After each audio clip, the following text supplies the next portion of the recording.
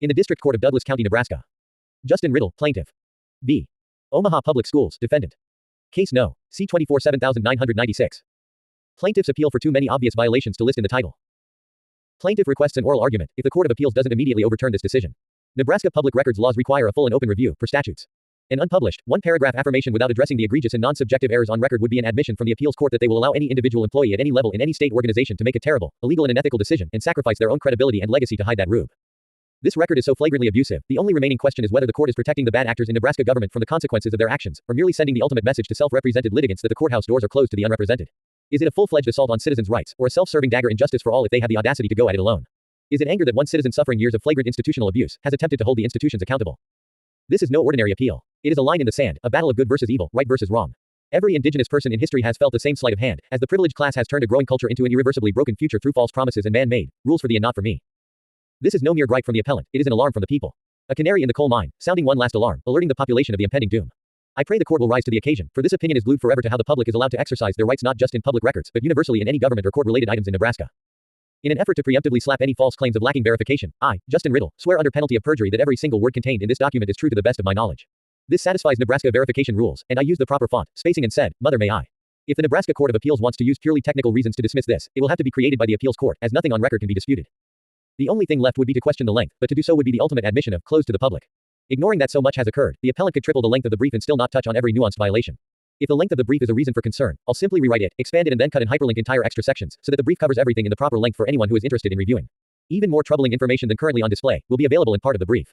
It would serve no purpose beyond what appellant already claims from the entire legal system, abusing a self-represented litigant while delaying a valid issue to protect your own. Equally telling will be precisely how long a laundry list of clear and intentional violations from the lower court regarding a public records request will languish in front of the appeals court without response. Every step so far has been the courts assisting the government to keep dragging out and pushing things down the road, while completely ignoring evidence, facts and the merits. With a statutorily mandated 15-day hearing schedule, the appeals court is no less bound to that than is the lower court. There is no statutory reasoning that allows an appeals court to waste time on a critical public records issue.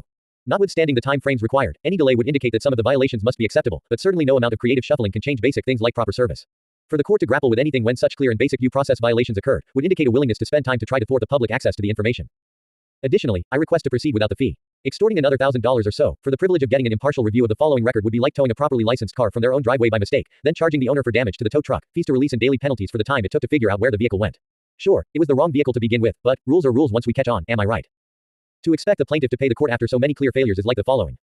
1. Imagine you're a tenant renting an apartment, and your landlord repeatedly fails to make necessary repairs, making your living situation unbearable. You file a complaint with the housing authority, but they keep siding with the landlord, despite clear evidence in your favor. To appeal their decision, you're required to pay a substantial fee. If you don't pay, you have to endure the unlivable conditions and file a new complaint, hoping the authority will side with you the next time. 2. Consider a scenario where you're a patient seeking treatment for a serious illness. Your insurance company keeps denying your claims for necessary medical procedures, despite your doctor's recommendations. To appeal the insurance company's decision, you must pay a fee for each denied claim. If you don't pay, you have to accept the denial and pay for the treatments out of pocket, or forego the treatment altogether and file a new claim, hoping the insurance company approves it the next time. 3. Picture yourself as an employee who has been wrongfully terminated from your job. You file a complaint with the labor board, but they keep siding with your employer, despite evidence of wrongdoing. To appeal the board's decision, you're required to pay a fee. If you don't pay, you have to accept the unjust termination and file a new complaint, hoping the board will rule in your favor the next time. In each of these scenarios, the idea of having to pay to challenge a clearly unjust decision made by an authority figure is absurd. It creates a system where those in power can act with impunity, knowing that the wronged party may not have the financial means to keep fighting for justice. This goes against the principles of fairness and equality that should be the foundation of any just society. Keep in mind, this means as I point out the following facts and call a large group of front-facing elected officials and government employees in Nebraska bald-faced liars, I am challenging anyone to dispute the facts. If I am lying, they can sue me, and as all will soon see, they wouldn't even need to present an argument for the court to accept their infections. Just a warm body to show up and sit silently through a shammering. Let's see who claims defamation against appellant, and who tacitly admits guilt through embarrassing silence. To set the stage for the unbelievable violations to follow, appellant is going to start with screenshots of the basic issues, through the words of the liars themselves. In doing so, the appeals court must immediately grapple with the same exact information as the lower court was presented, or ignore it in all due process, rules of procedure and Nebraskan protections afforded by law. 1. Transcript of original school board meeting. 2. Two of the complaints filed by citizens regarding the inappropriate removal. Notably, the victims were not related known to the complaining parties, nor did the victims file their own complaints. 3. Initial email from Laura Nigro in Doug Peterson's office. Also attached in the initial email were the complaints. 4. An email between the Nebraska Attorney General's office and David Kramer of Baird Home. This email proves that although the complaints were made in August, the AG didn't get a response from Baird Home and Ops until late December, after being reminded. Notably, it states they spoke in October, but despite speaking with, emailing and reminding the alleged abusers, the AG failed to reach out to either of the alleged victims. This means a minimum of 3 emails and 1 conversation between the alleged abusers occurred, but the alleged victims weren't even notified of the investigation, let alone asked for their input. 5. David Kramer responded by lying to the Attorney General. This wasn't a mistake, the wording is clear, the transcript is clear, the video is clear and still on YouTube. Adamson was stopped for her viewpoint, not her address. 6. The Attorney General's office then, still without contacting the victims, published a lie so clear, it contradicts itself on the same page of their advisory opinion. Ms. Adamson was allowed to continue and spoke for approximately 1 minute, and was not removed due to the content of her speech but because she refused to provide her address. Both can't be true. Yet, here they are on the same page. By changing the narrative, the AG has chosen to make the victims the abusers, both rewriting the narrative and ignoring the viewpoint of the public while denying the alleged victims an opportunity to respond. In the history of Nebraska investigations, how many have been conducted without the input of the alleged victims? If none other than this exist, is that worse or better than if it's a standard operating procedure to deny citizens their basic rights in the Cornhusker state? 7. Meanwhile, 2 high-ranking law enforcement agents, weeks apart, did reach out and try to intimidate Riddle. When unsuccessful, Shavonna Hallman brought a sham protection order against plaintiff for using the words termination and leprosy in an email to the entire board and a few ops officials. Judge Doherty oversaw that, and notwithstanding the fact that they was aware that the police had called me multiple times, was unconcerned that they refused to show up and testify. 8. More appalling is the prejudicial lies allowed by the court from Baird home. For example, over a year before the trial of Kyle Rittenhouse, Ms. Ackerman claimed on record that Rittenhouse was a murderer and tied it to appellant. Despite objecting based on the fact that Kyle Rittenhouse had not yet been tried, as well as any honest person with 5 minutes, at least one working eye in the internet, could see he was attacked by convicted felons for putting out fires, Judge Doherty gladly accepted the prejudicial comments as if written on gold leaf by God. 9. When appellant discovered the lie published by the former Attorney General, he made multiple requests to get the clearly false information corrected. What he was met with in return was refusals from every agency to provide the minimum required information. Sorry sir, there's a little-known clause neb. Court. R section foo. Unsophisticated pro se. It reads, unless you get an attorney who is comfortable opposing the AG, Ombudsman, UPL and judges, we don't even have to provide you with the accusations against you, even with redacted names. We simply have that power. So, go catch rain in a strainer, and let us know when you fill the tub. Critically, each agency denied in full, every part of the appellant's requests, not portions based on sensitivity. This simply does not align with the NPRL, and renders it as useless as the chocolate teapot they are boiling their afternoon drink in. It's like a screen door on a submarine with an inflatable dartboard for entertainment. In an effort to save paper, appellant is going to stop there, despite no less than a dozen similar responses from all levels of government. Every single thing to follow in this brief can be found somewhere in this record, and appellant believes that just up to those is a fair demonstration of precisely how egregious the behavior is. Every single agency, when questioned about the validity of their investigation, hid behind procedural gameplay and, because I said so. Rationale. It's not just Omaha Public Schools that refuses to produce information to the public, but every government agency. The reason that appellant is targeting the school district first is because they are the root of this production of lies. Because the appellant is aware that the court may choose not to look beyond the title, here is a comprehensive list in order of each individual or department that lied on record or in digital form to either the appellant, public or court. It should be noted that every person to follow knew the truth, chose to lie, and lied to the court, except when it was the judge. Then, the court lied to itself. Have I made clear that we collectively either have the most incapable, untrained, ineffective state employees in the country, or the most corrupt, dishonest liars? Unlike the names to follow, appellant has multiple causes of action. 1. Misconduct or malfeasance in office. If state employees abuse their positions to intentionally hide information, gaslight, or lie, they could be charged with official misconduct or malfeasance. This typically involves knowingly violating laws or ethical standards of their office. 2. Perjury. If they lied under oath in court, they could be charged with perjury. This is a criminal offense that applies when someone intentionally provides false testimony while sworn to tell the truth. 3. Obstruction of justice. Intentionally withholding information, lying, or manipulating evidence to affect a court case or investigation could lead to charges of obstruction of justice. 4. Fraud. Depending on the nature of the lies or deception, charges of fraud might apply, particularly if the actions were intended to deprive someone of a right or property. 5. Civil rights violations. If the actions violated the citizen's rights under the U.S. Constitution or state law, e.g., the right to due process or equal protection, the employees or the state could face lawsuits for civil rights violations under laws like 42 U.S.C. Section 1983. 6. Defamation. If they made false statements about the citizen that damaged their reputation, a civil claim for defamation, libel, or slander could be pursued. 7. Intentional infliction of emotional distress. Gaslighting or malicious actions causing severe emotional harm might support a civil claim for intentional infliction of emotional distress. 8. Evidence tampering. Altering, destroying, or hiding evidence could result in evidence tampering charges. Critically, the coordinated actions coupled with multiple other identified victims also introduces each of the following. 1. Racketeering, RICO. Under the Racketeer Influenced and Corrupt Organizations Act, RICO, individuals or entities can be charged if they engage in a pattern of racketeering activity as part of a coordinated group. This could apply if state employees work together to defraud or harm a citizen, use their positions of power to hide information, commit fraud, or obstruct justice, engaged in multiple illegal acts, e.g., perjury, fraud, obstruction of justice that meet the criteria for a pattern of racketeering activity. Key elements of RICO. There must be a pattern of criminal acts, usually 2 or more predicate offenses within 10 years. The acts must be connected to a larger scheme or enterprise. 2. Conspiracy. If the state employees conspired to commit crimes, e.g., withholding information, lying, or defaming someone, they could be charged with conspiracy. This applies if 2 or more people agree to commit a criminal act. At least one overt act is taken toward committing the crime. 3. Corruption or abuse of power. If the actions of the employees demonstrate a coordinated effort to abuse their governmental authority, they could face charges related to public corruption or abuse of power, potentially rising to the level of a criminal enterprise if systematic and deliberate. 4. Fraudulent scheme. If the actions involved a coordinated effort to deceive, harm, or defraud a citizen, e.g., falsifying records, lying in court, they could face charges for participating in a fraudulent scheme or enterprise. 5. State-level criminal enterprise statutes. Many states have their own laws similar to RICO that address criminal enterprises or ongoing organized criminal activity, often involving government corruption or fraud. Although like the list to follow, these aren't all the potential violations or bad actors, but enough to demonstrate that the facts, evidence, and record supports without question. This is a disturbing revelation for anyone who believes that innocent until proven guilty is a viable standard. The list of people on record lying. 1. Ops School Board, entire board. 2. Shavonna Hallman, Ops Board President. 3. Jill Ackerman and Cameron Fink, the attorneys from Baird home that represented Hallman in the sham order of protection hearing.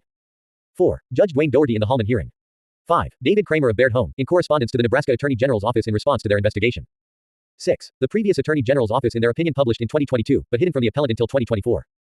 7. Ops records clerk Ann McFarland and Superintendent Matthew Ray, multiple times. 8. The federal court, Rossiter and Company. Multiple times. 9. David Kramer again for lies to the court in initial response to plaintiff's federal case. 10. Rossiter again. Rossiter was also involved when Charter West Bank changed a document, and was incapable of recognizing any of the basics of a pro se pleading. Notably, the federal court in Nebraska has specified a particular judge and docket that pro se litigants meeting a specific criteria are required to be on. Rossiter ignored the clear rules and request from Riddle to be on that docket.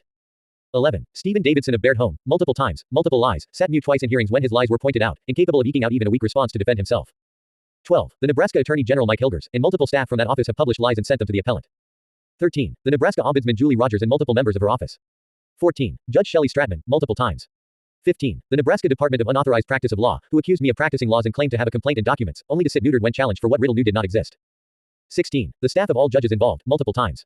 17. Judge Doherty again, perhaps in the most clear message of a not-so-subtle judicial flex in modern legal history, has chosen to lie. Unfortunately in this situation, it's so patently false and such a raw assault on basic due process in Nebraska legal proceedings, appellant is now forced to bring the clear record in front of the Court of Appeals, if ever a fair process can exist. In an effort to make sure the appellant knew precisely how unmotivated by justice that Judge Doherty was, he even lied about who scheduled the hearing, despite having witnessed the appellant schedule it, and it being clearly stated on record and documented through correspondence. As this prelude proves, the court falsely claimed that the defense scheduled the hearing on November 27, 2 full days after appellant sent notice of that hearing to the defense. See the red number 1, because it was the first lie in the opinion. Incredibly, there are more people involved, and likely other violations, but no point in getting nuanced, for what is on record clearly proves everyone mentioned has flatly lied, not made an error. There's not even other cases in Nebraska that have ever brought such flagrant and ongoing abuse to light, but common sense and a true grasp of liberty makes it crystal clear to even an uninformed reader. Introduction. This case comes before the court as a clarion call for the restoration of due process, open government, and meaningful checks and balances in Nebraska. It is an indictment of a system so corrupted by institutional rot and official impunity that even the most basic guarantees of transparency and fairness have been reduced to a cynical pantomime. What began as one man's quixotic quest to vindicate his right to public records has metastasized into a searing exposé of a government at war with its own first principles, a chilling demonstration of just how far our democracy has fallen from its loftiest aspirations. The issues at stake transcend any narrow dispute over document requests. They go to the heart of whether we still live under a government of laws, or have crossed the event horizon into a black hole of unchecked executive power and bureaucratic caprice. The record below tells a story as old as human nature and as fresh as the morning headlines, of a governing class drunk on its own faux populist pieties, so contemptuous of the public trust that the very mechanisms designed to enforce official accountability have been weaponized to destroy it. At every phase of these proceedings, appellant Justin Riddle has offered up unassailable proof of systemic misconduct by Omaha public schools in defiance of the Nebraska public records law. Detailed evidence of arbitrary records denials, unreasonable fees, abusive redaction tactics, and retaliatory animus against requesters litters the docket below. Internal emails and public meeting footage paint a vivid portrait of an agency that regards transparency as a nuisance to be contained, not a statutory duty to be fulfilled. Faced with this damning paper trail, the courts had a clear constitutional responsibility to hold OPS's feet to the fire and ensure that the NPRL's disclosure commands were followed both in letter and spirit. Instead, they chose to look the other way to abet a rogue school district's self-serving campaign of obfuscation through a combination of procedural gamesmanship, doctrinal sophistry, and sheer adjudicative apathy. The result was a funhouse mirror version of due process, in which phantom verification requirements were conjured from thin air to torpedo facially valid petitions, while OPS's bad faith jurisdictional maneuvers were indulged without scrutiny. Plaintiff was ambushed with 11th-hour motions he had no meaningful opportunity to rebut, while school officials strategized openly about the records they intended to withhold. Dispositive hearings were hijacked with dilatory filings that played fast and loose with basic service rules, while pro se pleadings were subjected to nitpicking inquisitions. Judges made a mockery of their gatekeeping duties by laundering OPS's factual and legal misrepresentations, while ignoring incontrovertible evidence of agency misconduct. This is not an exhaustive catalog of the myriad ways the judiciary placed a thumb on the scales for an intransigent government defendant determined to evade accountability at all costs. But it is emblematic of a deeper institutional rot, a spreading civic gangrene that has left the courts too compromised or atrophied to perform even their most basic functions as neutral arbiters and fact finders. Think about the implications for an attorney working for plaintiff. Despite clear, uncontested evidence of government misconduct so obvious, no legal acumen is necessary to spot it, yet a dozen local attorneys refuse to take the case. They are acutely aware that they aren't opposing ops, but signing their own death warrant. See, the final death nail in this Tony-winning production is the fact that by controlling the judges, the state officials, and all the attorneys, the system has made it impossible for anyone without the sophistication of Socrates and the determination of Job to penetrate, let alone succeed in the bait-and-switch carnival games of the United States justice system. When proceedings degenerate into a rigged game of heads I win, tails you lose, citizens seeking to vindicate their rights are left with no recourse but to turn to ever higher rungs of the appellate ladder in hope of locating the last uncaptured redoubt of impartial justice. Appellant's presence before this court is thus a distress signal from the smoldering rubble of Republican self-governance, a desperate mayday from a system on the brink of being smothered by its own most ungovernable impulses. And the stakes of that democratic death rattle could not be more profound. For the misbegotten logic on display below is not some provincial peculiarity of public records adjudication. It is the same ends-driven jurisprudence of expediency that has sanctioned wrongful convictions, nullified exculpatory evidence disclosures, and reduced too much of our criminal justice infrastructure to a glorified railroad commission. When the public's right to know how it is being governed can be thwarted by a fusillade of frivolous procedural objections, secret ex-parte conferences, and judicial sleight of hand, no citizen is safe from the coercive machinery of the state. The whole framework of constitutional rights becomes a non-justiciable abstraction of propagandistic fiction whose lofty guarantees are suspended the moment they become inconvenient to an entrenched officialdom. It falls to this court, as the last failsafe in our constitutional system, to arrest that grim trajectory before the point of no return. Only a sweeping reaffirmation of the judiciary's role as an inviolable bulwark against governmental opacity and overreach can hope to salvage the flickering embers of popular sovereignty from the accelerating drift toward a soft authoritarian netherworld. That is the wrenching question of civic conscience this case has deposited on the doorstep of Nebraska's court of last resort. It demands to know whether the state judiciary is still capable institutionally, intellectually, and morally of acting as a credible counterweight to the anti-democratic forces that now threaten to engulf us. Can judges so quick to ratify an education bureaucracy's wholesale evasions of public records laws be trusted to hold the line for the rule of law more broadly? Is a bench that rubber stamps procedural corner-cutting and jurisdictional parlor tricks just to dispose of a pesky citizen watchdog one that we can depend on to safeguard the larger infrastructure of accountability on which Republican self-government ultimately rests? Rarely are the primal tensions of our constitutional order framed in such stark relief. The proof lies in appellants' thousands of pages of unimpeached evidence detailing government misconduct of the highest order and in the yawning silence with which that evidence has been met by one vested interest after another.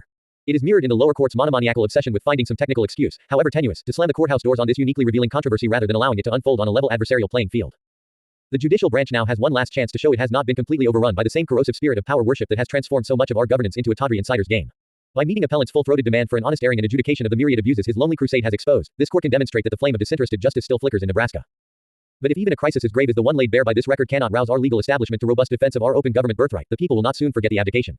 They will know, once and for all, that the black robes are just another set of bureaucratic vestments and that a co-opted judiciary is the crowning accessory of a bankrupt democracy. This is the cold reality appellant has dragged before the court of public opinion through his Herculean efforts to force a long overdue reckoning with the structural dry rot of American self-rule. Now it is up to this court to decide whether to confront that indigestible truth or default to its own place in the contemporary, see no evil, canon. The whole notion of open records being the public's business and with it, the animating faith of a free society hangs in the balance. Argument. The district always retained jurisdiction over this case because OPS's removal to federal court was void ab initio for lack of proper service. Notwithstanding the clear and obvious absurdity of the court's acceptance of the case regarding Nebraska public records laws onto their docket, after the appellant waited nearly 2 weeks and still had not been served a notice to remove from the court, he immediately requested proof of service, as he gets daily scans of his mail through the USPS and submitted evidence that he had not received anything from the defense, as they certified under penalty of perjury in their removal. From the very inception of this case, appellant found himself drawn into a jurisdictional shell game, one that showcased both OPS's bottomless bag of tricks for deflecting scrutiny and the lower court's maddening willingness to play along. The school district's facially specious removal of the controversy to federal court was ACT 2 inches of the Hollywood-produced legal production which would become a relentless campaign of procedural obstructionism, aimed at preventing a merits adjudication of its statutory records duties by any means necessary. The reason for this desperate forum shopping is not hard to divine. Confronted from the jump with prima facie evidence of serial non-compliance with the NPRL, ops needed to change the subject, and quickly. What better way to throw sand in the gears than by ginning up a plainly meritless removal petition, betting that the glacial pace and docket congestion of the federal judiciary would buy precious months to formulate the next layer of tactical delays? Why not choose the court with no vested interest and appointed judges instead, the ones who are involved, have jurisdiction and are elected, right? It's so much smarter to use the officials that can't be voted out if you already know what you are doing is illegal and requires a complicit judge. Certainly this is more self-preservation than anything, when you consider the long-standing relationships with Baird Home and the state judges. They don't want to put a judge in the ridiculous situation where the only option is to plainly lie about everything but the names of the parties involved, but as proven by what follows, they weren't concerned about being unable to cheat using the local court. As a legal matter, this jurisdictional two-step was risible on its face. The parties are non-diverse Nebraska citizens, and appellant's claims arise exclusively under state public records law, without even a colorable federal component. But ops forge ahead anyway, baldly asserting every conceivable ground for removal like a kind of litigator's magic spell, as if the talismanic incantation of federal question and civil rights would mesmerize the court into suspending its basic gatekeeping obligations. Astonishingly, that cynical ploy worked. Rather than make swift work of this naked attempt to yank a textbook state law dispute out of the state tribunal where it belongs, the federal court inexplicably sat on the case until forced through plaintiff's undeniable third request, allowing ops to exploit the removal detour to further stonewall appellant and cook up new recipes for foot dragging. By countenancing this dilatory circus, the federal court did more than just put its thumb on the scales for an agency determined to postpone a public records reckoning. It sent an unmistakable signal that ops was free to treat the NPRL as a kind of procedural playground, a set of rules meant to be gamed and circumvented rather than forthrightly obeyed. Indeed, the message broadcast by this sequence could scarcely be clearer if it were carved into the courthouse steps. The government is at liberty to unilaterally change forums and jurisdictional rules whenever transparency obligations grow too inconvenient, secure in the knowledge that the courts will play the bureaucratic equities rather than asking hard questions. This early preview of the judiciary's see no evil approach to official misconduct tainted everything that followed in the litigation. By ratifying such a facially illegitimate deployment of removal procedures, the federal court created a permissive atmosphere in which every ensuing government effort to sidestep public disclosure through hyper-technicality would be met with a wink and nod rather than meaningful skepticism. That first fateful blessing of OPS's hide-the-ball removal stratagem was thus the original sin of this jurisprudential debacle. It crystallized the dynamics that have defined the case ever since, a public body contemptuously assured of its ability to manipulate procedure with impunity, and a court system too craven or compromised to hold the line for rudimentary statutory compliance. No less troubling was the federal court's institutional abdication of its duty to swiftly eject a matter so plainly outside its rightful jurisdiction. Without reason, appellant's case languished in a kind of legal limbo, exiled on the federal docket without even a wisp of an intelligible ground for being there, while ops bought itself a pressure-free window to marshal its next fusillade of transparency dodges.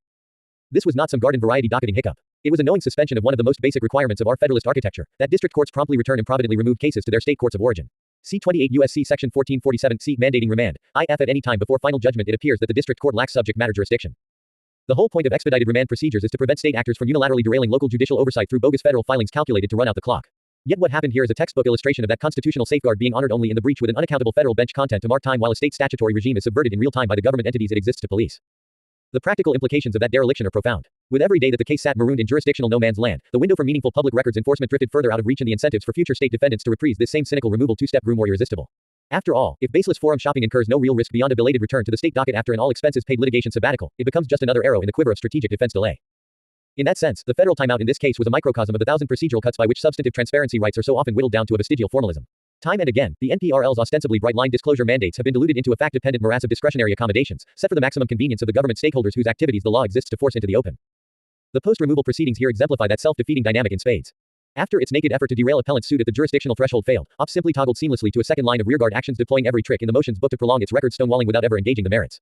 From bad faith verification objections to sandbagging dismissal bids premised on phantom pleading defects, the school district treated the case like a glorified game of procedural keep-away. That it managed to evade a substantive airing of its misconduct until the 11th hour is a testament to the depths of its contempt for basic democratic norms. Yet none of that gamesmanship would have been possible without a complicit judiciary working in common cause to paper over the government's evasions. The federal court's acquiescence in the silly on-its-face removal gambit was of a piece with the state court's later willingness to manufacture one superficial rationale after another for shutting down discovery into OPS's records practices. Seldom has a public agency's disregard for its disclosure duties been met with such robed enthusiasm for pulling the rug out from under inquiring citizens. From that vantage, the removal machinations that launched this case on its crooked trajectory were the original drop of poison in the well of open government. By sanctioning OPS's use of jurisdictional chicanery as a public records prophylactic, the federal court took the judiciary's first fateful step from institutional guardian of transparency into willing accessory to its subversion. In so doing, it gave aid and comfort to an alarming new governing ethic in which agencies are free to gerrymander their own accountability so long as the paper trail is sufficiently opaque. This court should enunciate in no uncertain terms that our system of interlocking state and federal sovereignty is not so easily gamed, and that when local actors attempt to weaponize jurisdiction for nakedly political ends, the judiciary's first duty is to defend its institutional prerogatives rather than going along for the ride. Tolerating such blatant judge shopping only guarantees further erosion of the reliability and integrity of our courts. That jurisdictional bait and switch tainted all subsequent phases of this litigation, effectively announcing open season on the public's right to honest services from the magistrates charged with enforcing it. A judiciary that starts down the road of collusion with the officials it is supposed to police ends up despoiling the very laws and rights it is consecrated to protect. The court should cauterize that constitutional metastasis now, before the rot engulfs what remains of our civic immune system. 2. The district court committed reversible error by denying appellant a meaningful opportunity to respond to OPS's last-minute dismissal ambush. If the removal follies showcased a judiciary too quick to ratify improper jurisdictional maneuvers by well-connected defendants, the light-speed bushwhacking that followed revealed the rot in its terminal phase. What played out in the run-up to the dispositive hearing on OPS's liability was a masterclass in the deployment of procedure as an offensive weapon to bludgeon citizens into submission, a playbook so stacked against the vindication of public rights it could only be called Kafkaesque. The most galling illustration was the school district's filing of a kitchen sink dismissal motion 2 days before the long-awaited merits reckoning, another last-ditch Hail Mary capping a relentless campaign to deflect accountability for its records intransigence. Notably, OPS made a 24-hour adjustment in from their motion to dismiss with Judge Stratman, giving plaintiff 48 hours to prepare a response that was irrelevant to the court. For the defense to serve appellant with this 11th-hour ambush in any proper fashion, despite having had months to formulate whatever creative theories it would gin up to justify its underlying conduct. The whole affair had the distinct odor of an establishment protecting its own, a defendant secure in the knowledge that no fair play convention would be enforced against so favored an institutional repeat player. Appellant, to his credit, immediately cried foul. He protested vigorously that he had not been properly served with this stealth strike, and that basic due process, to say nothing of the rules of civil procedure, required a meaningful chance to respond before the hearing went forward. See Neb. Rev. Stat. Section 25-1148 mandating 5 days advance notice before dispositive motions may be heard. At an absolute minimum, he contended, the long overdue merits airing could not simply be hijacked into a truncated dismissal proceeding without any warning or avenue for rebuttal. In an unexplainable disregard of the most basic of universal court procedures, Judge Doherty pored through the record and found the motion to dismiss amended complaint. Critically, there's no shortage of telling evidence included in this simple document. Defendant, Omaha Public Schools OPS, pursuant to Neb. Court. RPLDG. Section 611-12-1 and 6 moves the court for an order dismissing plaintiff's amended complaint for lack of jurisdiction over the subject matter and failure to state a claim upon which relief can be granted. A true and correct copy of plaintiff's amended complaint, filed in the United States District Court for the District of Nebraska on November 13, 2024, prior to remand, is attached to ensure inclusion in the record as Exhibit A. Wherefore, OPS respectfully requests that the amended complaint be dismissed with prejudice. Where is the argument that Judge Doherty relied upon for his decision? It's conspicuously absent from the brief. However, what is improperly added is the plaintiff's non-existent amended complaint from federal court, something that was simply illegal to include, notwithstanding the improper introduction and proclamation of it as Exhibit A. For a judge to accept such procedurally incorrect insults to the basic tenets of law is only made worse when the judge searches for what certainly competes for the most egregiously disrespectful brief ever filed in Nebraska, if not organized legal history. Then gleefully flouts his status with a simple, I don't care about all that, when confronted by the actual laws. Even more damaging when confronted with what is Exhibit A, a properly verified petition. Even if the phantom document was used as allowed by the court, how can the plain certification at the bottom be erased from the memory of any honest and qualified jurist? It's the last thing seen by the court, and an already determined issue in the statutes. In short, appellant was invoking the most rudimentary guarantee of the adversarial system, the right to know your opponent's arguments with enough lead time to marshal a full-throated defense on paper. Indeed, so axiomatic is that principle to the constitutional architecture that the nation's highest court has long deemed it a fundamental requisite of due process of law. Granis vs. Ordine, 234 U.S. 385, 394 1914. And with good reason. Notice and a genuine opportunity to meet the other side's contentions are the load-bearing walls of our whole model of ordered liberty, the minimum safeguards necessary to prevent state coercion from devolving into a glorified kangaroo court. More than that, though, the High Court has emphasized that this core participatory right embraces two equal halves, a meaningful interval to muster one's factual and legal proofs, paired with an adequate forum for conveying them to the tribunal pre-decision. See Matthews vs. Eldridge, 424 U.S. 319, 333 1976, explaining that due process requires both an opportunity to be heard at a meaningful time, and, in a meaningful manner, quoting Armstrong vs. Manzo, 380 U.S. 545, 552 1965. The state cannot launder a deprivation of one by paying lip service to the other.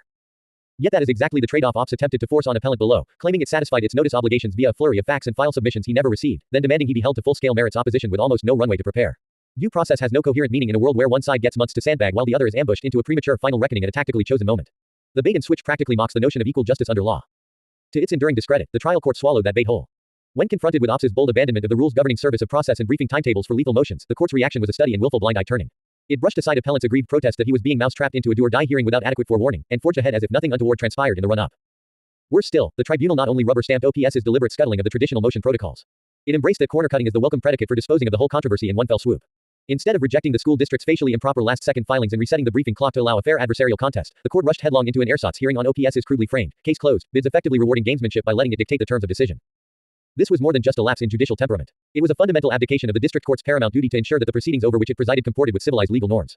When a party shows up on the eve of a merits showdown with slapdash dismissal salvos that bypass every rule in the book, the bare minimum response of a tribunal committed to its truth-seeking function is to put the brakes on that affront, not floor the accelerator and steer into the resulting skid. Yet from the minute ops dropped that procedural depth charge, the court tellingly abandoned any pretense of even-handedness.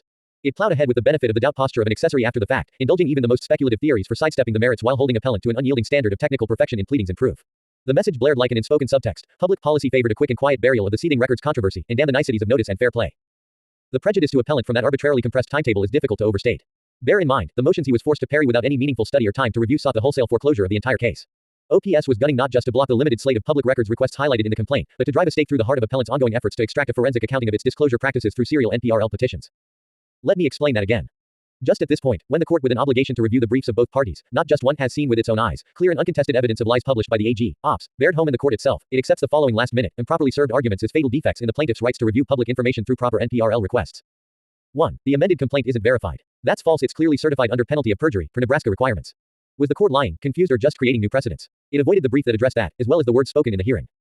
2. The defense wasn't in default for failure to ever respond to the complaint. In another ignored brief, it was pointed out clearly on record that the defense was in default. Mysteriously, these briefs that all preceded the hearing are completely undressed on record by the defense or judge. They seemingly don't exist beyond a footnote to a footnote in the history of Nebraskans' quickly vanishing rights. 3. Judge Doherty accepted evidence without the input of the plaintiff, which the plaintiff did object to in one of the many briefs ignored by the court when it took it under review. Notably absent from anything in the decision is what precisely was reviewed.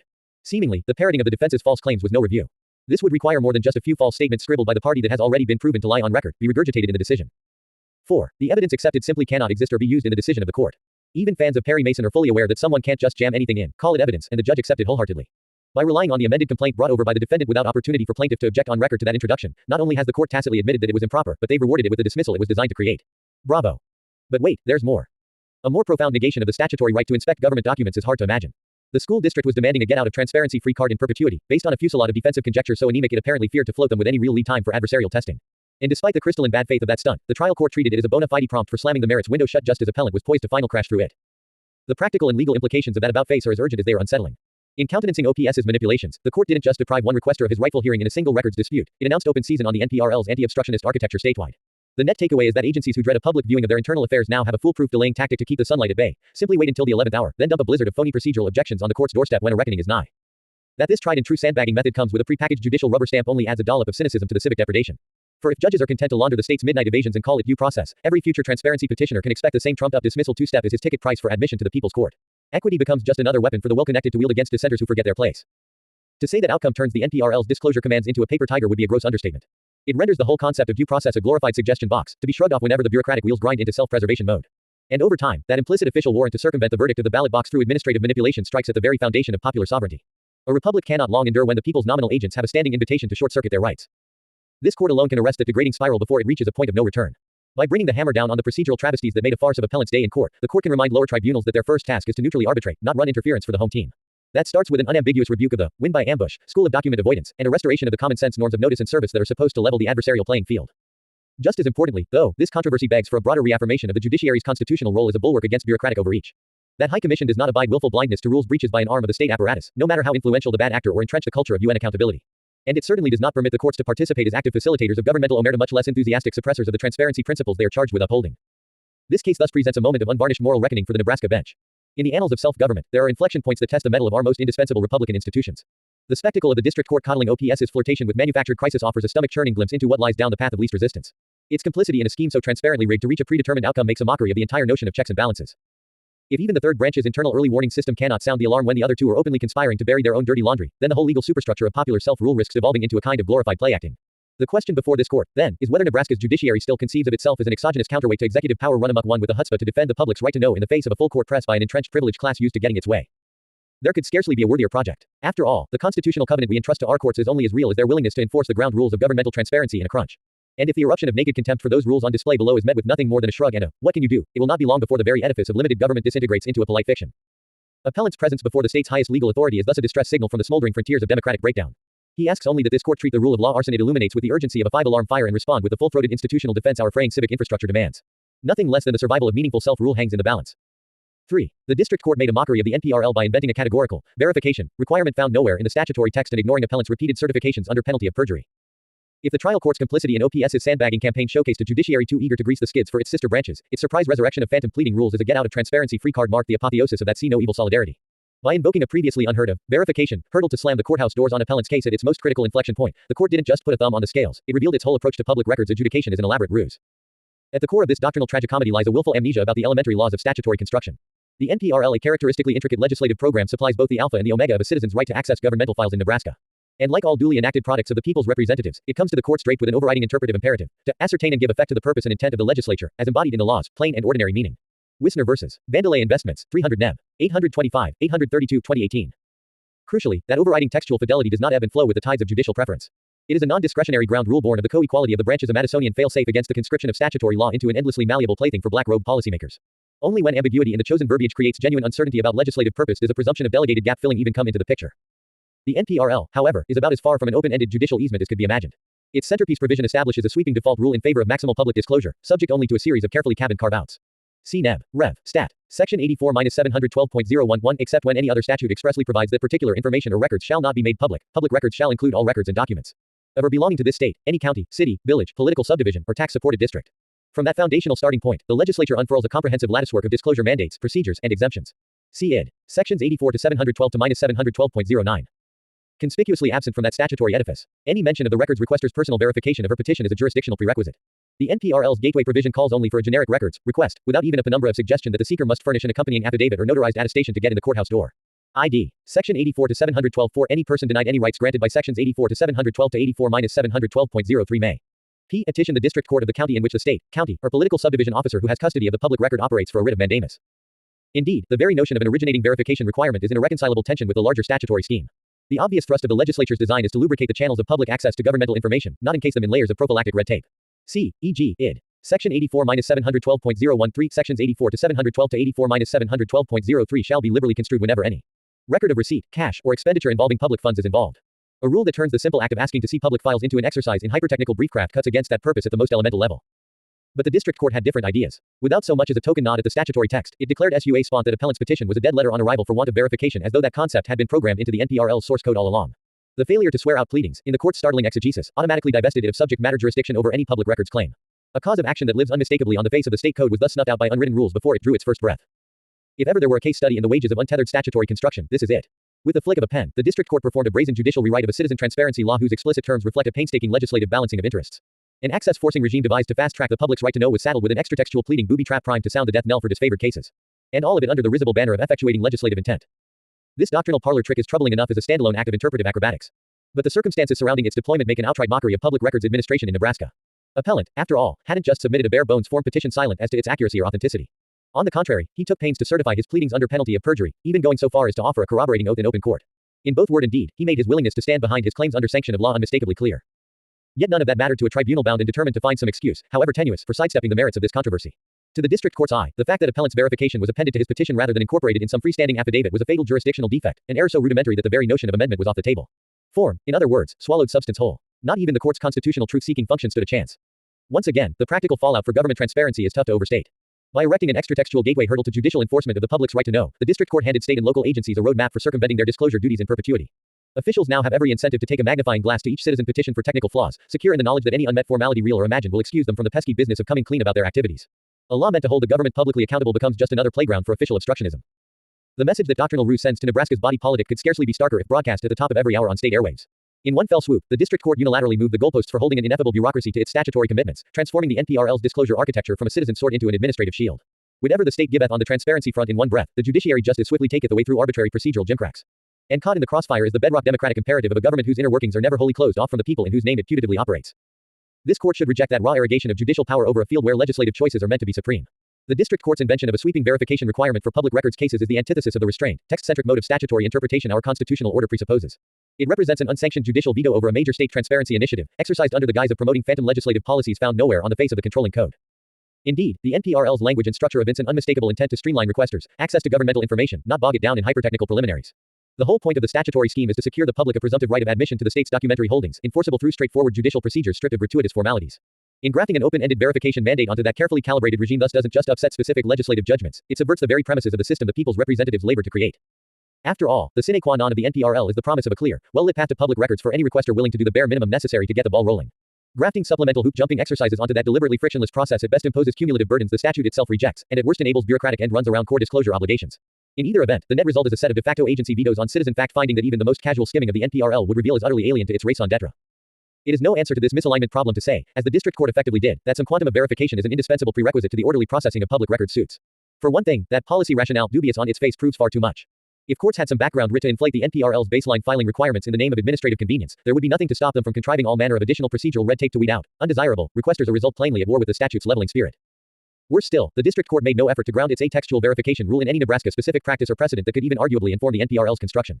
It simply pronounced the requirement into existence by declarative fiat, as though the mere invocation of magic words like jurisdiction could substitute for the legislative heavy lifting needed to overhaul an entire statutory disclosure regime. But incantations are no more a judicially acceptable method of rewriting positive law than they are an executive branch excuse for circumventing it. In the end, then, the dispositive tell is the dog that didn't bark. If the NPRL were truly susceptible to the kind of free-form judicial interpretation the district court performed here, one would expect to see some indication that the legislature meant to vest records case gatekeeping powers in the unilateral discretion of judges. At a bare minimum, the statute would feature the sort of open-ended terminology and textual lacunae that are often taken as implicit delegations of interstitial policymaking authority to the branch tasked with implementation. But the NPRL contains no such markers. Its operative provisions speak in crisp, mandatory terms, laying out an unambiguous order of battle that leaves scant room for independent judicial tinkering. The procedural predicates to access are exhaustively enumerated, and the grounds for withholding are likewise spelled out with a taxidermic precision. Nowhere is there even a hint that the legislature envisioned anything like the bespoke verification hurdles the district court so blithely fashioned out of whole cloth here. This court should take that deafening statutory silence as conclusive evidence that no extratextual judicial glosses on the NPRL's filing protocols were ever intended or sanctioned. The disclosure rules in place reflect a comprehensive legislative settlement of the competing public and governmental interests at stake, not a mere starting point for freewheeling bench-level embroidery. And as a foundational canon of construction, the judiciary simply has no warrant to append to that finely reticulated scheme conditions and caveats the people's representatives considered and consciously foresaw. The stakes of such judicial overreach could not be more profound. A public records law is the load-bearing wall of self-government, the critical structural check that prevents the state's myriad subcomponents from closing ranks into a unified front of UN accountability. To the extent that courts connive in the punching of holes through that wall under cover of procedural mumbo-jumbo, they risk complicity in a slow-motion heist of popular sovereignty by the very institutions the people created to be its trustees. That is exactly the downward spiral appellant's experience exposes here. By conjuring an ersatz verification requirement from the legal ether, the district court didn't just move the goalposts on a single citizen watchdog. It announced open season on the NPRL's anti-obstructionist architecture for any agency whose dirty laundry might be one request away from public view. The end result is a government empowered to hide from its own constituents, and a statutory disclosure mandate reduced to a bureaucratic suggestion box. In a constitutional republic worthy of the name, this dismal equilibrium is unsustainable. Allowing state actors to make a shell game of open records compliance through manipulation of phantom procedural tripwires poses an existential threat to democratic hygiene. When the only public documents that see the light of day are the ones an unfettered officialdom deigns to release, the most basic mechanisms of political accountability, the public's ability to scrutinize its government and the law's capacity to hold the powerful in line, cannot help but atrophy into a glorified charade. This court must send an unmistakable message that Nebraska's public records regime is more than a Potemkin village propped up for the occasional PR purposes of the state's privileged administrators. By stomping out the revisionist history peddled by the court below, it can reaffirm the NPRL's pride of place as a citizen sword against bureaucratic opacity rather than just another vehicle for pulling the wool over the masses' eyes. Only a judiciary with the fortitude to resist the narcotic allure of interbranch backscratching can hope to vindicate the statute's foremost goal, keeping Nebraskans in the loop on their own misgovernment. In our system's never-ending chess match between the public and private spheres, sunlight remains the unerringly effective disinfectant. But it is the structural safeguards of Republican self-rule that ensure that light reaches even the dankest corridors of official mischief. And of those safeguards, an independent judiciary is perhaps the most indispensable, the last line of defense for citizens seeking to lay bare the inner workings of the state over the combined obstructive efforts of the other two branches. This appeal comes to the court as a distress signal from the smoldering frontiers of that twilit struggle. It pleads for a reaffirmation of the most elemental axioms of popular sovereignty, that the people's government is first and foremost the people's business, and that those who do that business in the people's name are at every point accountable to their seal. When courts treat verification gewgaws as reliable eject buttons from that civic compact, they stagger drunk down a path whose only dead end is democratic ruin. Appellant's tireless efforts have already filled volumes with glimpses of the bleak future that awaits at the bottom of that hill. Now he asks this court to write a new chapter, one that resets the default settings of transparency and self-determination before the light of reason gutters out for good. Rarely are the tectonic stakes of a mundane judicial chore exposed in such sobering relief. Let the record reflect that Nebraska's highest court surveyed the chasm and rallied to its noblest calling. IV. The district court abdicated its essential fact-finding role by willfully blinding itself to irrefutable evidence of OPS's unlawful document denials and stratagems to evade accountability. For all the lamentable creativity the district court mustered to jerry-rig its verification rationale, at least that doctrinal headfake maintained the pretense of engaging with the instant controversy. But when the analytical rubber finally met the public records road, the place where government's obligations under state law supposedly take primacy, the court skipped the jurisprudential theatrix in favor of the most chilling ex machina of all, radio silence. Laid before the presiding judge was a documentary arsenal so unambiguously probative of bureaucratic bad faith it could make FOIA blush. From arbitrary half-redactions to baseless denials to interagency emails reveling in the prospect of leaving requesters in the lurch, appellant deduced mountains of evidence that ops had made a sport of flouting its statutory duty to disclose. The accumulated weight of that showing cried out for a swift and sobering judicial intervention, the kind of full-throated smackdown that reminds the government it answers to a higher power than its own autocratic druthers. What appellant got instead was a shocking display of institutional intransigence. Despite being confronted with a seemingly inexhaustible reservoir of damning records, the district court proceeded to analyze OPS's disclosure moves in a manner suggesting it had just taken delivery of a blank notepad. Whole reams of requesters' exculpatory submissions were passed over in silence or explained away with barely camouflaged shrugs. The few merits determinations the court hazarded were little more than naked parroting of OPS's public talking points, airy nods to the discretion afforded the agency under a statutory scheme that all but screams for close judicial oversight. The practical import of that see no evil approach cannot be overstated. In the most immediate sense, it amounted to a total abandonment of the court's core fact-finding function of performance of empirical incuriosity so ham-fisted it would do Bartleby the Scrivener proud. But even more troubling were its corrosive downstream effects on the larger ecology of open government. By so pointedly averting its gaze from the rot-pervading OPS's NPRL compliance posture, the district court didn't just give one bad actor a pass, it sent a neon signal flashing across Nebraska that the public records police were officially off the beat. After all, if a citizen requester can spend years fighting to extract smoking gun evidence of an agency's document skullduggery, only to watch it sail right over a judge's head at the hour of decision, what realistic prospect is there of accountability anywhere else along the bureaucratic line? What overmatched school board or county assessor's office will read the district court's apathy as anything but a green light to stall, redact, and deny for any or no reason when the public comes knocking? Why expect the Attorney General's staff to take complainants seriously when the ultimate arbiter of state law treats their pleas as just another pile of boilerplate to be rubber-stamped into oblivion? That unspoken warrant for governmental opacity was the real legacy of the court's ostrich act below. By refusing to incentivize OPS's objective misconduct even after being confronted with its 6 ways from Sunday, the tribunal wasn't just reneging on its role as a neutral adjudicator. It was affirmatively enlisting in a conscious project of excuse-making for the state's delinquency, a tacit vouching exercise that necessarily required holding the agency to lower standards of public openness than those keeping faith with the NPRL's ideals. Time and again, the district court was handed undeniable proof that OPS had made a mockery of virtually every discrete disclosure mandate in the public records firmament.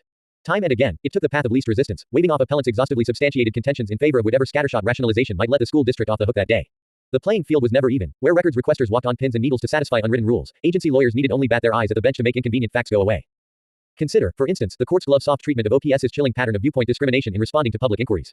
Presented with irrefutable evidence that appellant's own mother had been given the full complement of requested documents free of charge, in some cases the exact same ones withheld from him on privacy grounds, the court could only muster a flaccid head fake, casting the episode as a clerical issue, unworthy of deeper examination.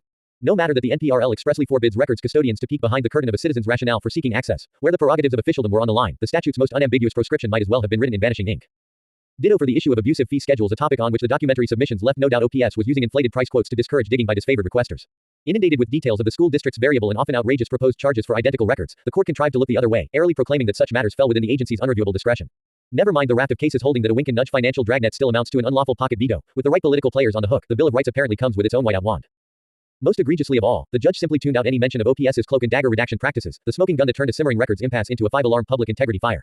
Staring down scores of pages so over-inked they could have been mistaken for Rorschach blots, the court somehow found itself incurious about the exact statutory exemptions that authorized such copious withholding. Not even the eventual emergence of unredacted versions featuring patently non-privileged material could trigger more than a token judicial shrug. In the district court's apparent view, the school district was free to play Mad Libs with the NPRL's confidentiality carve-outs until the public's right to know was reduced to guesswork. The common denominator in all these abdications is plain enough. From start to finish, the district court approached appellant's case as if he bore the burden of disproving every last one of OPS's public records defenses, no matter how incomplete or apparently pretextual. Obligated to comb through the evidentiary wreckage with meticulous neutrality, connecting the open government dots wherever they might lead, the tribunal instead passed over the most damning data points like a paid accomplice running cleanup. This willful inversion of the NPRL's animating logic represents a radical departure from the court's fundamental role in the public records ecosystem. Like all modern transparency laws, the NPRL begins with a presumption of maximum feasible disclosure, subject only to a narrow and explicitly enumerated set of confidentiality exemptions. See Neb. Rev. Stat. Section 84-712.011. The government's power to withhold documents is the exception rather than the rule, and it cannot be exercised without a specific legal justification on the record. ID. It follows that courts adjudicating claims under the statute must probe relentlessly for proof of bad faith non-disclosure, the existential threat the regime was created to eradicate. But when a complainant parades concrete evidence of such misconduct across the courthouse steps and the judge can't be bothered to connect the dots, the default of maximal public access goes up in smoke. No amount of fine print finagling or rhetorical throat clearing can hide the bottom line import. The district court saw what OPS was up to and chose to look the other way. Presented with both the method and the opportunity to hold the state subdivisions accountable, it preferred the soft cloak of plausible deniability and institutional shrug that will resound like a starter pistol for bureaucrats who already thought the public records beat was going soft. The perverse incentive structure this selective blindness engenders would be catastrophic enough in a vacuum. But folded into the larger backdrop of the state's failure to keep its own transparency laws, it takes on an even more sinister cast. For context, consider in the last 5 years alone, how many complaints the Nebraska Attorney General's office has fielded. Of all the formal complaints regarding the open records practices of government bodies, how many of those have even received a mildly threatening letter from the state's top law enforcement officer, let alone been referred for civil or criminal penalties?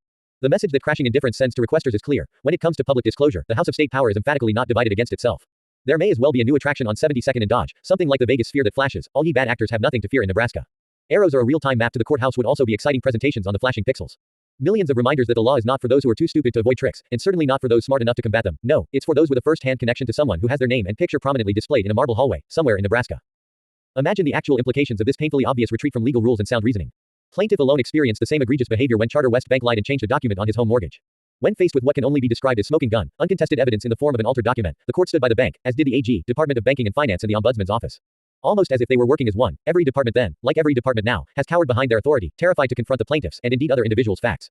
It's as if the entire system is so incapable of independent thought, it doesn't matter if it's the school board president, an attorney, or even a cashier at a bank. When confronted with an opportunity to protect the citizens individually or as a whole, the judges default to a backroom bidding war, where all the bidders are in the club, and none will oppose. Judicial solicitude for official non-compliance thus rams a final nail in the coffin of meaningful public records oversight in Nebraska. With the Attorney General charting new frontiers of obstruction and dishonesty and the Ombudsman's office too connected are vying for the next step up in the Nebraska machine to fulfill their basic duties, the courts represented the last failsafe for citizens at wits' ends fraying rope. That all three branches have now effectively turned their backs on even the most egregious records violations is a betrayal so complete it would make the founders weep. If self-government means anything, it is that the people must retain the tools to hold their representatives accountable when the temporary grant of governing power goes to their heads. That baseline of popular sovereignty cannot long survive in a world where the state's monopoly on force is paired with an unreviewable prerogative to obscure the factual predicates of its decisions. And the black box of official non-disclosure is never more dangerous than when it is secured through the collusion of a legislature unwilling to defend its handiwork, an executive too jaded to police its political allies, and a judiciary too gun-shy to stare down a bureaucratic class that has made an art of outlasting its overseers. Yet that is exactly the system-wide abdication appellant's quixotic crusade against ops has exposed in our state a layer cake of institutional decay so advanced that the very mechanisms of democratic pushback now seem like a bait and switch. Beneath the edifice of open government enshrined in statute lies a termite-ridden foundation of selective disclosure and contrived excuses, all glossed over with a patina of legalistic mumbo-jumbo too impenetrable for laypeople to parse. The record tells this story in neon lights. Requester after requester, denial after denial, Nebraska's public records law has been exposed as a glorified hunting license for political operators bent on keeping their constituency in the dark. No one who has watched a lone citizen spend years building a case against his own government, only to have it laughed out of court on a fishy jurisdictional two-step, can seriously doubt the rot that has sunk into the state's bones. The whole theory of the NPRL, after all, is that an open society cannot entrust its right to know solely to the bureaucrats whose daily bread often depends on public ignorance. That is why it deputizes the citizenry at large as a roving commission to ferret out official misconduct, and why it presupposes a special role for the courts as an elevated redoubt against abuses that might otherwise go unexposed. The law is not blind to the fact that the parties charged with administering it will be the ones most sorely tempted to subvert its commands when their misdeeds risk a public airing. How bitter the irony, then, that the branch entrusted to be the last line of defense for citizen fact-finders has instead emerged as an active abettor of the government's shell game, a rogue rubber stamp for whatever scam the catch-me-if-you-can state wants to run on its accountability laws next. When judges who are supposed to serve as fearless neutrals become de facto errand boys for agencies caught in obvious non-compliance, they enlist in a conscious campaign to sever the critical feedback loops of Republican politics. The result is a parody of popular rule of faux democracy in which the public's right to know is a glorified Potemkin village of curated press releases and sanitized pseudo-disclosures. Rarely has this merry-go-round of UN accountability been laid so bare as in appellant's Kafkaesque journey through the bowels of the Cornhusker state's public records wonderland. By doggedly pursuing ops to the ends of the administrative earth in search of its dirty laundry, he did more than take on a rogue school district with a chip on its shoulder. He provided an unvarnished glimpse behind the officially authorized version of governmental business in this state, a case study in the procedural funhouse and doctrinal trapdoors that suffocate our most basic tools of public hygiene before they can draw breath. Consider the following bill of infamies. An agency pleads phantom confidentiality exemptions to justify blotting out massive document tranches, only to watch those rationales evaporate when the redacted material leaks out anyway. No judicial hackles get raised at the bait and switch, as long as the keepers of the files mouth something about discretion, scrutiny is off the table. Requesters build a comprehensive case that the government body is price gouging them to discourage inspection, replete with granular evidence of retaliatory fee inflation. The court brushes it aside with vague noises about inherently unreviewable agency judgments, signaling open season on the use of ransom demands to shut down disfavored fact-finding. Citizens laboriously trace out unmistakable patterns of viewpoint discrimination in which gadflies are frozen out while friendlies skate through only to hear that motive is a pure question of unreachable legislative psychology. The law's most elemental equality principle gets smothered in an impenetrable fog of blanket denials and untouchable pretexts. What unites these vignettes is their bottomless cynicism. Each starts from the premise that an empowered public is a mortal threat to the insider game of state power, then proceeds to raise every conceivable barrier to third-party auditing of governance. The common thread is an allergy to sunshine so powerful it systematically subordinates the public's right to know to whatever scrap of bureaucratic self-justification might excuse a FOIA stone wall on a given day. The practical fallout of that inversion is a society cleaved into an inner realm of unfettered state action sealed behind an official omerta, and an outer theater of carefully stage-managed faux disclosures for popular consumption. When these cases are assigned to jurists too jaded to smell the double game, the very notion of a public records law mutates into a kind of institutionalized gaslighting, a prop in the morality play of unaccountable power.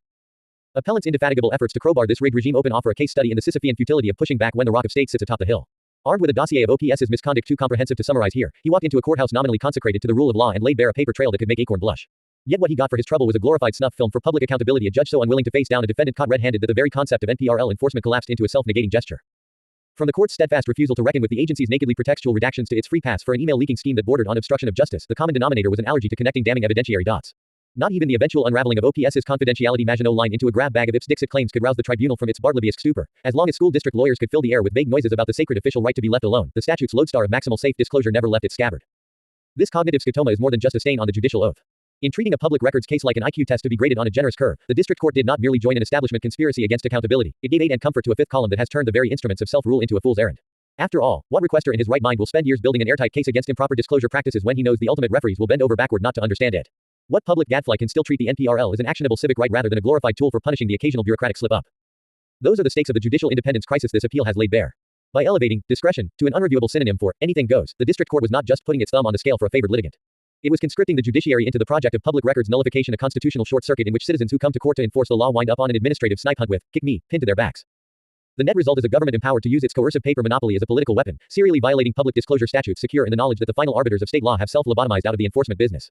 When the branch charged with keeping the other two honest openly telephones that the courthouse doors are closed, the cycle of UN accountability is complete. The rule of law itself becomes the ultimate casualty. To sanction that outcome here is to sound the death knell for the NPRL as a functional guarantor of open government. Like all transparency regimes, its value lies entirely in the credibility of its enforcers, the public's faith that an elite cast of jurists is willing to stare down overreaching secrecy claims even at the risk of fractured cartel-to-cartel relationships. The moment judges start to treat agency withholding decisions like papal bulls too mystical and unreviewable for mere mortals to scrutinize, they forfeit any pretense that the governing class answers to a power other than itself. This court alone retains the institutional capacity to forestall that final surrender. By treating the district court's see no evil approach to the record for the slow-motion disaster it is, the judiciary's last watchman can reaffirm the NPRL's pride of place as an inviolable citizen shield against overweening state secrecy. And by refusing to let the bureaucratic guild turn the magistracy into a glorified clearinghouse for whatever self-dealt exception can be draped with a fig leaf of legal euphemism, it can prove democracy is still a covenant rather than a suggestion box. The public interest could scarcely demand a worthier project. At a time when Nebraskans trust in bedrock concepts like transparency and fair play is in free fall, stemming the tide will require more than just a boilerplate nod to the right noises. This court must send an emphatic, institution-wide signal that open records misconduct is the ultimate third rail for the government and its judicial minders alike, the crown jewel of a democratic self-reckoning. Rarely has history dealt the state's high bench a more pivotal moral moment. In one direction lies a world where agencies are free to gutter the intent of our disclosure laws, secure in the knowledge that the most likely outcome is a wordless genuflection from the people's court. Down that path, the whole notion of a public right to no risks being reduced to a glorified hunting license for the occasional clerical error or lame civic consolation prize handed out whenever the Chamber of Commerce feels sufficiently unthreatened. But if the judiciary rediscovers its courage, if it finally brings the hammer down on the manipulation of sunlight rules to enable state power, a very different chord can still be struck. Let this case be remembered as the moment Nebraska's courts awoke to their sacred charge as the last line of defense for a citizenry too easily pacified by pulled punches and scripted disclosures. May it mark the turning point when, against all odds, the better angels of Republican self-government found their voice again. To that end, this court should not simply reverse the derelict rulings below and order de novo merits proceedings on appellants' belatedly vindicated claims. It should use the soapbox of its equitable authority to articulate, in no uncertain terms, an affirmative judicial obligation to probe for public records chicanery at every turn. Where citizen petitioners bring forward concrete indications that the law is being slow-walked, trifled with, or simply ignored in practice, judges must treat their submissions as presumptively entitled to a hard look, forcing the government to earn its withholdings through reasoned public explanation alone. The NPRL all but cries out for that muscular enforcement default. On its face, the regime could hardly be more tilted toward the norms of maximal safe disclosure that are the sine qua non of popular sovereignty. It fences away the public's right to access with only the narrowest of confidentiality carve-outs, then imposes a strict interpretive canon that any area of textual ambiguity be liberally construed to effectuate the statute's transparency first ethos. Neb. Rev. Stat. Section 84-712.013. Judicial administration of a scheme so relentlessly committed to the presumption of collective openness necessarily demands the inverse of the see no evil formalism below, a hair-trigger alertness to penumbras of pretext, not a rogue rubber stamp for whatever conclusory rationale might keep the circus tent of state secrecy afloat. Against that backdrop, there is zero valid precedent for the district court's de facto conferral of unreviewable discretion upon records custodians to slow walk, circumvent, and otherwise defang the NPRL's core strictures. The whole thrust of the state's open government framework is to empower requesters as a check on the natural drift of entrenched power toward clubby non-accountability. Yet by collapsing the delicate ecosystem of external pressure into a glorified suggestion box, the tribunal below mistook a legislative policy of bureaucratic constraint for a license to lapse into conscious paralysis. No amount of rhetorical table setting can hide the glaring mismatch between that abdication and the NPRL's text, purpose, and guiding spirit. When the controlling statute directs courts to err, liberally, on the side of public disclosure in their calibration of the NPRL's moving parts, the way to do that is to share information, not to hide it under a bushel. ACLU of Neb. Found. B. City of Plattsmouth, 24 Neb. App. 430, 436, 899 NW2D 594, 599 2017. Fidelity to that overriding command requires probing skepticism of state secrecy claims, not an allergy to connecting obvious documentary dots that put the lie to official cover stories. An approach to public records so viscerally out of sync with its principles' prime directive is a prescription for government by the whim or caprice of those charged with the duties of administration. Roth vs. SCH. Dist. Of Scottsbluff, 213 Neb. 545, 550, 330 NW2D 488, 492 1983. When bureaucratic prerogative to slow walk transparency with a parade of arbitrary excuses becomes the whole ballgame, popular sovereignty quickly reduces to the punchline of a joke that only state functionaries are laughing at fully. The law's abiding interest in preventing that travesty alone requires the keepers of state secrets to sing for their supper to some meaningful degree whenever a citizen comes forward with concrete evidence of NPRL corner cutting. This court should make unmistakably clear that judicial scrutiny of that caliber is not some freewheeling policy choice, but an inexorable outgrowth of the open records mission itself. The NPRL stacking of the deck in favor of considered case-by-case disclosure creates more than just a default entitlement to promulgation. It gives life to an affirmative responsibility to treat facially viable allegations of official misconduct like live wires until definitively proven otherwise. Where citizen watchdogs present colorable proof of an improper slow walk or unjustified omission, the people's magistrates must pick up the ball as if the very future of accountable self-rule depended on it, because it does. Nor is that an idle abstraction in the present case. From the jump, appellant has come bearing hard evidence that would make any public ombudsman worth their salt sit bolt upright.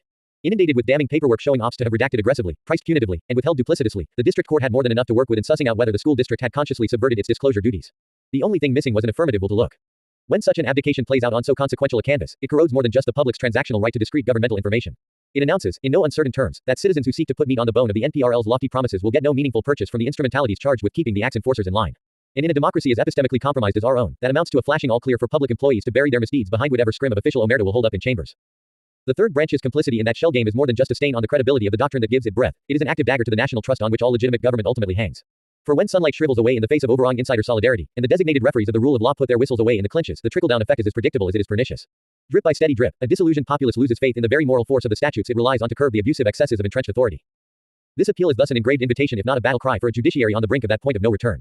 In the tale of one gadfly's Sisyphean crusade against a conspiracy of the unwatched, it crystallizes the whole cell-level crisis of accountability now metastasizing through our civic marrow. And in the district court's studiously blind eye to the red flags flying from every parapet of the record, it exposes just how attenuated the sinews of independent legal oversight have become. At the end of the day, yes, the final twists of this tumultuous tale will be written not in the insular sanctums of the politico-legal complex, but in the hearts and minds of the everyday Nebraskans who must live with its aftermath. For it is there, in the steadily eroding faith of a people conditioned to expect only darkness from those who govern in their name, that the ultimate wages of the official betrayals chronicled here will be reaped. If this court has ears to hear that silent roar of disenchantment and eyes to see the slow-motion disenfranchisement of the Cornhusker state's long-suffering citizenry, it cannot shrink from the institutional mandate of the hour.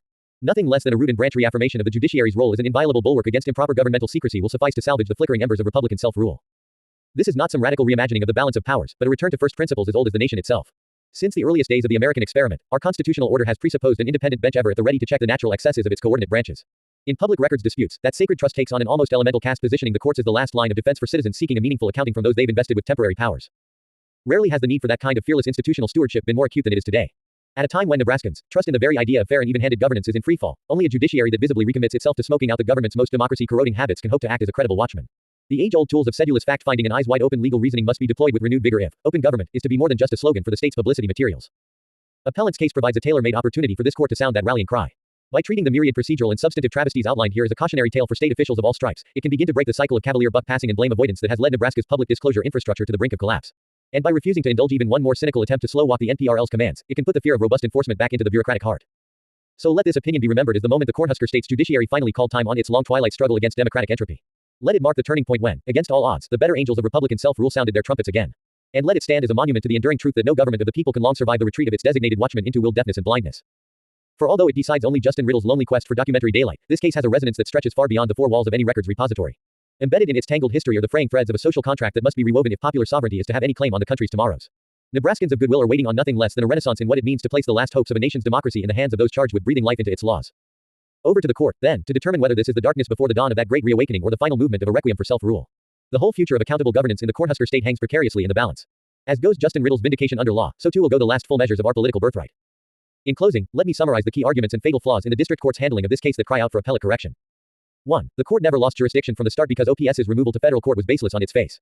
There was no federal question and no diversity, yet the case languished for months in the wrong forum, a delay that aided the district's obstructionist strategy. On remand, the court compounded this error by entertaining arguments based on a phantom amended complaint that ceased to exist once the case returned to state court. This tainted everything that followed. 2. Appellant's due process rights were egregiously violated when the court allowed OPS's last-minute dismissal motion without proper notice or opportunity to respond.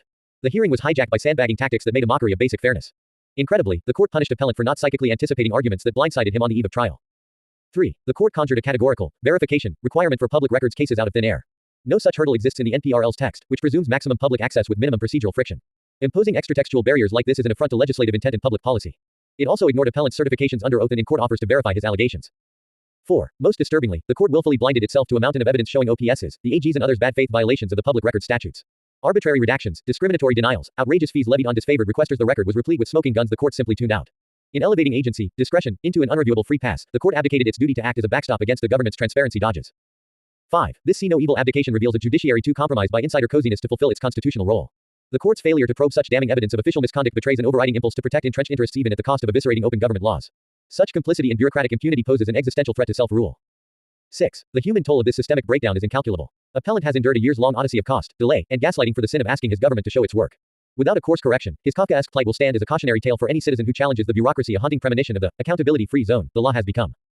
To sanction such a wholesale inversion of a public records regime conceived as a citizen's sword would be to sound the death knell for the NPRL's guiding vision. This court must send an unmistakable message that transparency in government is not a glorified suggestion box, and that public officials who make a shell game of their disclosure duties will be brought to heel. The only way to cauterize the rod is through robust appellate enforcement and eyes-wide-open reckoning of the kind appellant's lonely saga so powerfully illuminates. So the gauntlet is thrown. History's judgment and the very future of open government in Nebraska, and indeed basic due process, now hinges on this court's willingness to meet an existential crisis of public legitimacy head-on. By reaffirming the judiciary's sacred burden as the last best refuge of a people ill-served by the political branches, it can begin to break a destructive cycle of elite UN accountability. Here's hoping the jurists entrusted with that mantle will prove themselves equal to the summons, not just for Justin Riddle's sake, but for the cause of reclaiming our democracy's squandered moral inheritance. This crusading citizen has shouldered more than his share in excavating the unseemly underbelly of the Cornhusker state's open records racket. Now, with his faith in Republican self-renewal pushed to the breaking point, he turns to Nebraska's court of last resort in search of a redeemer. May it stay true to the better angels of our governmental nature, and in so doing, point the way forward for a state whose highest purposes have waited far too long for their second coming. OPS's subsequent refusal to allow in-person records inspection is the coup de grace to its transparency charade. Perhaps no single act better encapsulates the depth of OPS's contempt for public accountability than its point-blank refusal to allow appellant to inspect records in person. This is the final unmasking of the district's cynical two-step, fighting to the death in court to declare its disclosure obligations fulfilled, then slamming the door shut when citizens seek to verify those claims independently. The contradiction on display is stunning. Before this tribunal, OPS has moved heaven and earth to establish that it has already provided appellant with all responsive documents in its possession. That representation was the alpha and omega of its dismissal crusade, the factual premise on which all of its legal arguments depended. Implicit in that stance is necessarily a willingness to let the public confirm the completeness of its disclosures through direct examination. Anything less is just glorified, trust me. Yet when appellant put that proposition to the test by demanding to view the supposedly exhaustive records production in the flesh, the district's response was a tellingly brusque rejection. Suddenly, physical access was off the table, and the party line was that electronic delivery of carefully curated materials should suffice for public consumption. The untenable message, ops must be taken at its word in legal proceedings, but the public has no reciprocal right to keep it honest on the ground. This is more than ordinary hypocrisy. It is an admission that the district's in-court transparency assurances were a deliberate bait-and-switch representations made for the sole purpose of evading merit scrutiny, with no intention of ever being tested against reality. No custodian acting in good faith denies inspection of records it has already promised under oath to have disclosed in full.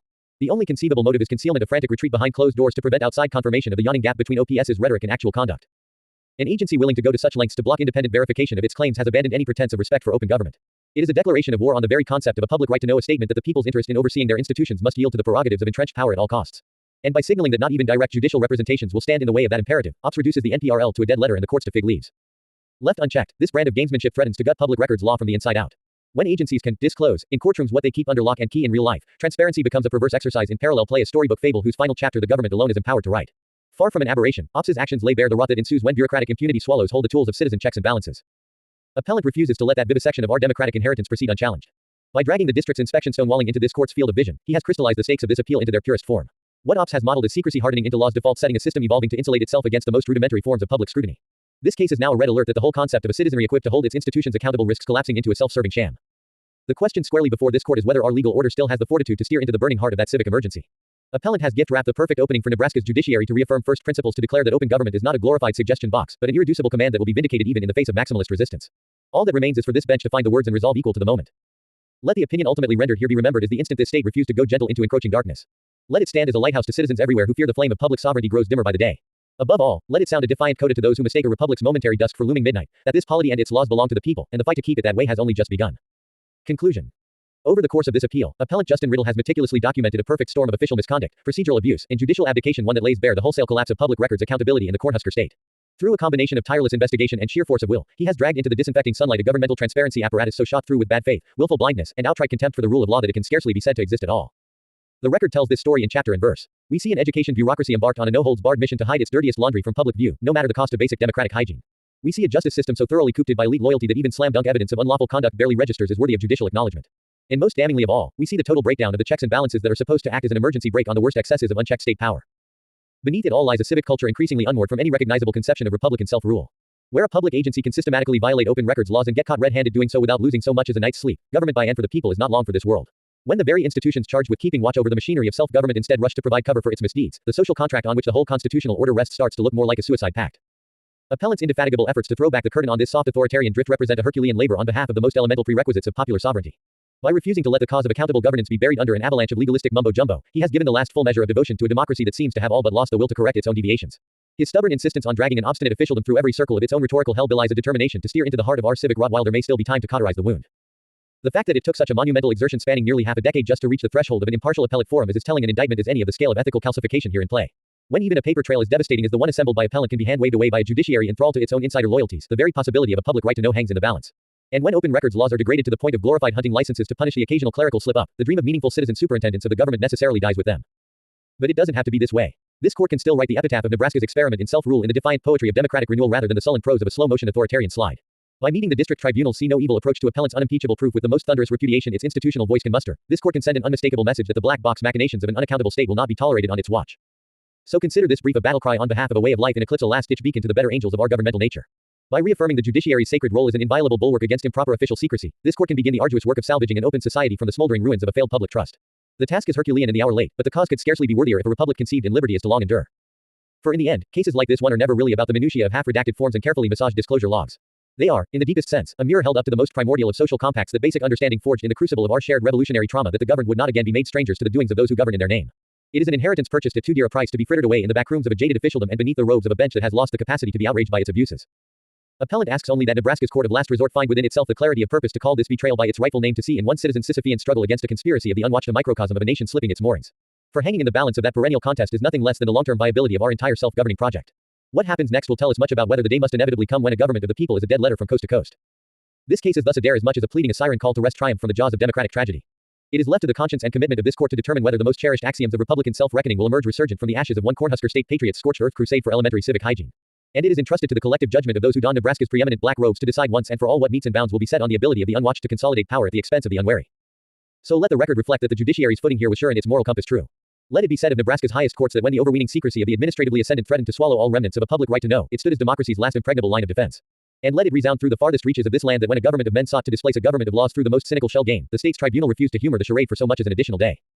The eyes of the nation now turn to these chambers for that restorative vision. And in the name of the countless Nebraskans who have looked to their second branch of government for institutional leadership as popular sovereignty itself hangs in the balance, appellant respectfully pleads that the gavel not waver from its appointed rounds. For although it has taken a minor miracle to propel this matter from the footnotes of a dispiriting public records saga to a place of jurisdictional prominence, the real miracle lies in the unrealized potential of a high court fully roused to its history-making capacity. So take up that mantle with the boldness of jurists who know their finest hour is upon them. Strike a blow for transparency that will carry down to our children's children as a watershed in the annals of open self-rule. And let this appeal mark the moment when Nebraska's judiciary definitively reclaimed the most sacred covenant of citizenship, the basic assurance that a people long accustomed to governing and being governed in the light did not go gentle into the gathering darkness. In that spirit, appellant moves this court to 1. Reverse the district court's dismissal order in full. 2. Remand the case with unambiguous instructions to afford a complete evidentiary hearing on the merits of appellant's public records claims. 3. Hold that agencies seeking to withhold documents against a colorable accusation of bad faith must affirmatively justify their refusal with on-the-record explanations, not conclusory boilerplate. 4. Clarify that any redactions or denials must cite to specific NPRL exemptions, not generic claims of confidentiality or discretion.